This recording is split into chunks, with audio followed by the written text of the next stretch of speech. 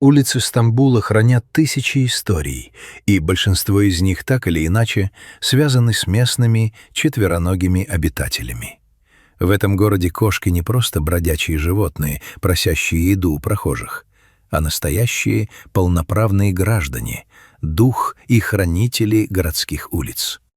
Их можно встретить где угодно — на капотах припаркованных машин, на мягких диванах в книжных лавках, на стульях в шумных кафе и даже на коврах древних мечетей. Никто не прогоняет их, никто не замахивается на них рукой.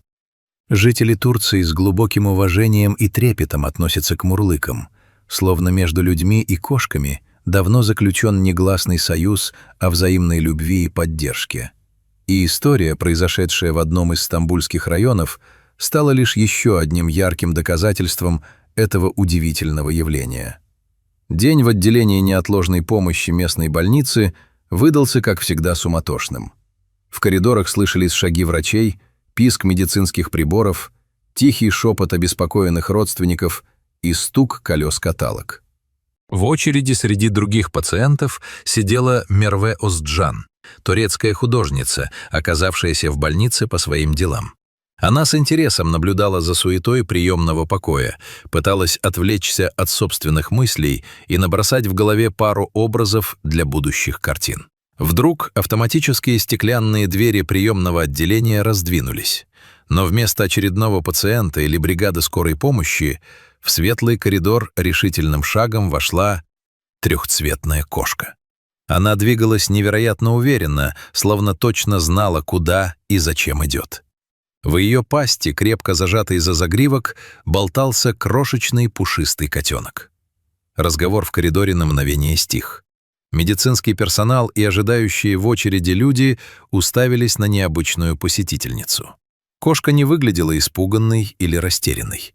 Проигнорировав диваны у входа, она направлялась прямо к стойке регистрации и дежурным медикам. В ее глазах читалась удивительная материнская решимость и глубокая осознанность. Она пришла не за едой и не за тем, чтобы погреться на теплом полу. Она принесла свое дитя туда, где, как подсказывал ей какой-то невероятный инстинкт, помогали тем, кто в этом нуждается.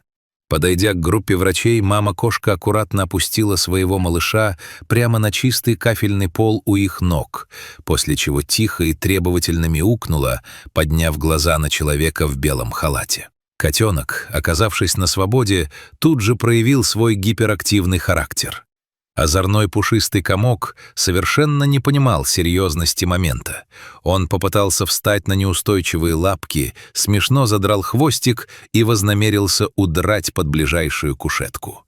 Однако материнская дисциплина оказалась непреклонной. Кошка-мать тут же прижала его лапой к полу, а затем снова взяла за загривок, демонстрируя строгий взгляд.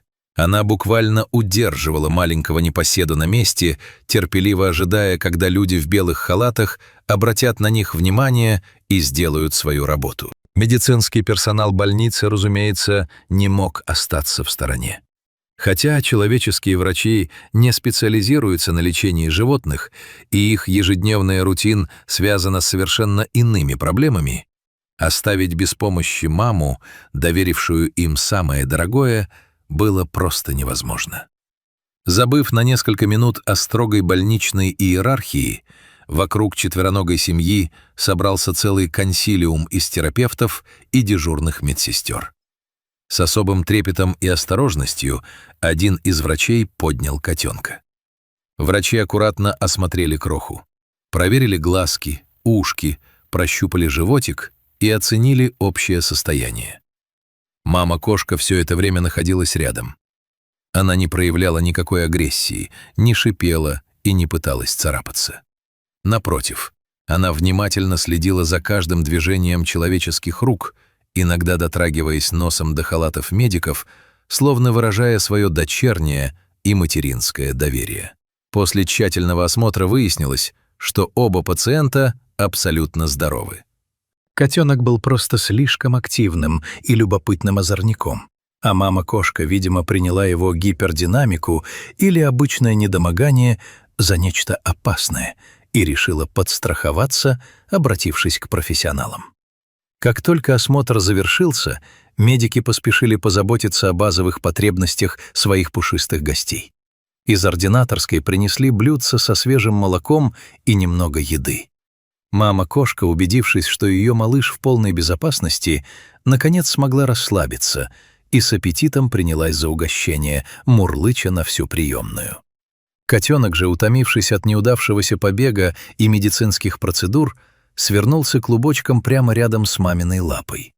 Однако врачи проявили истинный профессионализм и ответственность. Понимая, что визуального осмотра человеческого доктора может быть недостаточно для животных, они решили не ограничиваться первичной помощью и организовали передачу пушистой семьи в руки профессионального ветеринара, чтобы специалисты проверили животных на наличие скрытых инфекций, сделали необходимые прививки и нашли им постоянный дом.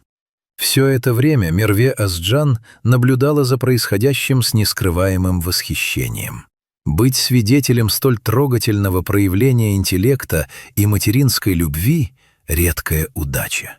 Художница достала телефон, сделала несколько снимков этого необычного приема в неотложке и позже опубликовала историю в своих социальных сетях.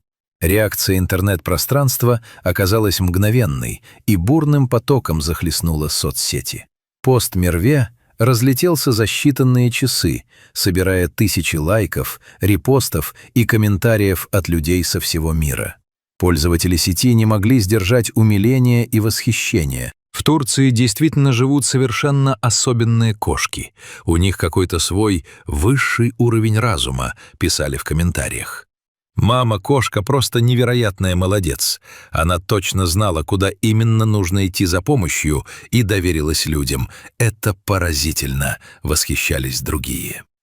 Для жителей самой Турции, впрочем, такая история, хотя и показалась невероятно трогательной, не стала чем-то совершенно немыслимым. В этой стране отношение к бездомным животным давно стало частью национальной культуры и менталитета.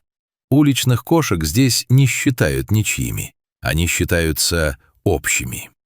На улицах турецких городов на каждом шагу стоят поилки и кормушки, которые регулярно пополняют местные жители и владельцы заведений. Кошка может спокойно спать на витрине дорогого магазина одежды, на кожаном кресле в ресторане или на стойке в банке, и ни у кого даже в мысли не возникнет выгнать ее на улицу. Иностранцы, приезжающие в Турцию, часто поражаются этому феномену. Один из бывших студентов, учившийся в Стамбуле, делился своими воспоминаниями в комментариях под постом Мерве. «Когда я жил и учился в Стамбуле, я не раз сам относил уличных кошек к ветеринару, если замечал, что с ними что-то не так. И знаете что? С меня ни разу не взяли за это ни одной лиры. Ветеринары осмотрят, подлечат, дадут лекарства абсолютно бесплатно, потому что это общее дело. Если с кошкой что-то случается на улице, вы можете быть уверены, там обязательно найдется кто-то, кто не пройдет мимо и сделает все возможное, чтобы помочь». Эта история с умной мамой-кошкой и ее озорным котенком не просто милый случай из больничной жизни. Это наглядное доказательство того, как чуткость, доброта и любовь к братьям нашим меньшим способны создавать удивительную атмосферу доверия между человеком и природой. Животные чувствуют, где их ждет безопасность, а где равнодушие. И когда мама-кошка переступила порог больницы для людей, она знала, что пришла по адресу. За судьбу этой пушистой семьи теперь точно можно не волноваться. В Турции сделают все возможное, чтобы они были сыты, здоровы и любимы.